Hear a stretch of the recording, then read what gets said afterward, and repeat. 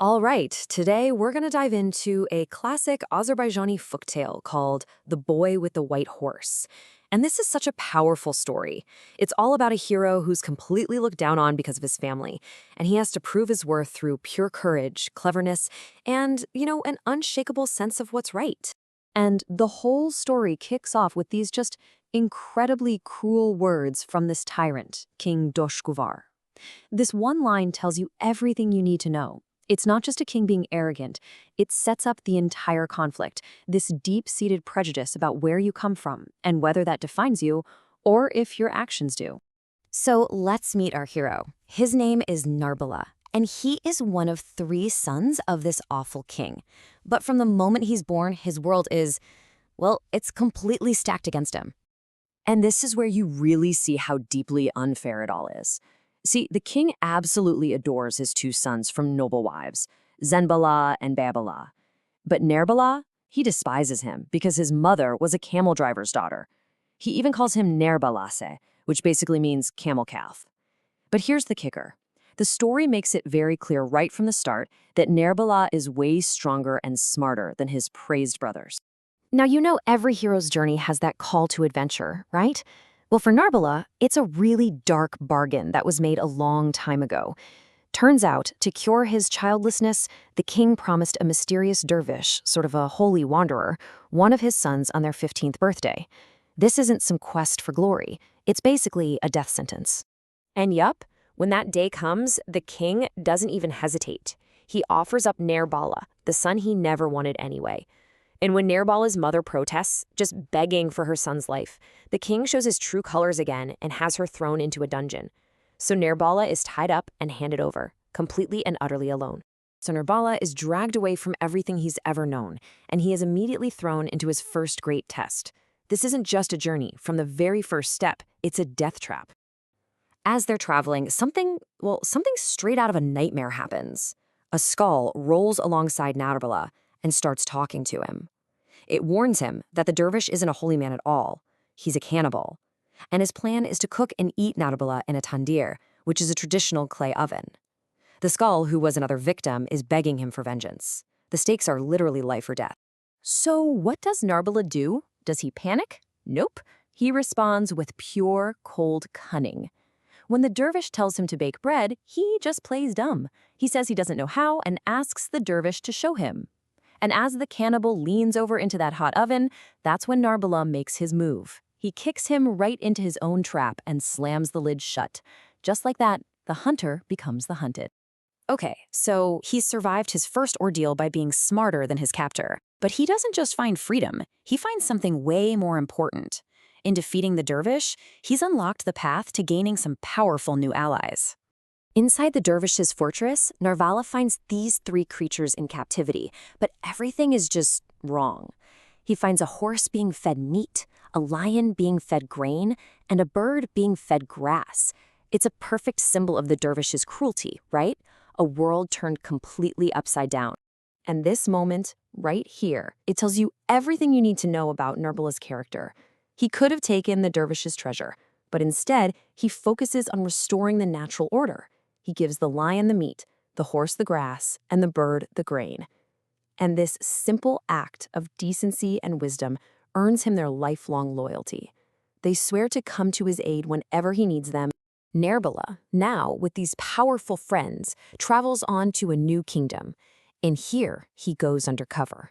He takes on the humble disguise of a gardener's apprentice. But all of his heroic deeds are done anonymously, as a mysterious rider in white.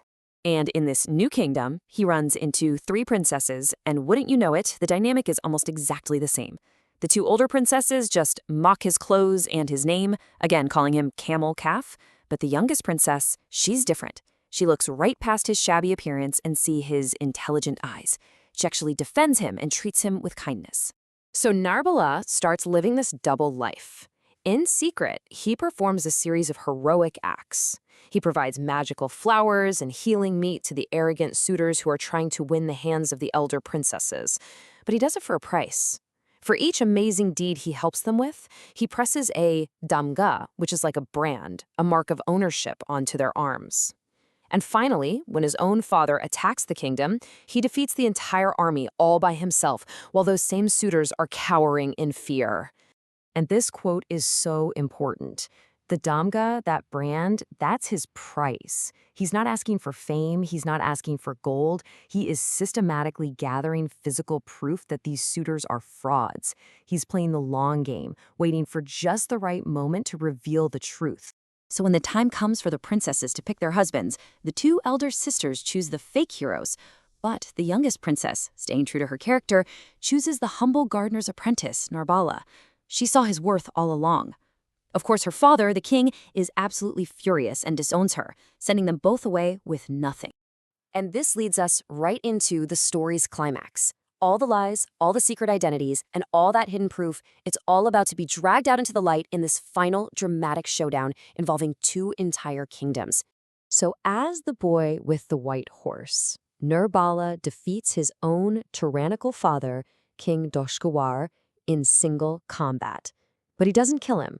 No, he brings him, his brothers, the fake suitors, both kings, and his own mother, who he's now freed from the dungeon, all to the public square for one final reckoning.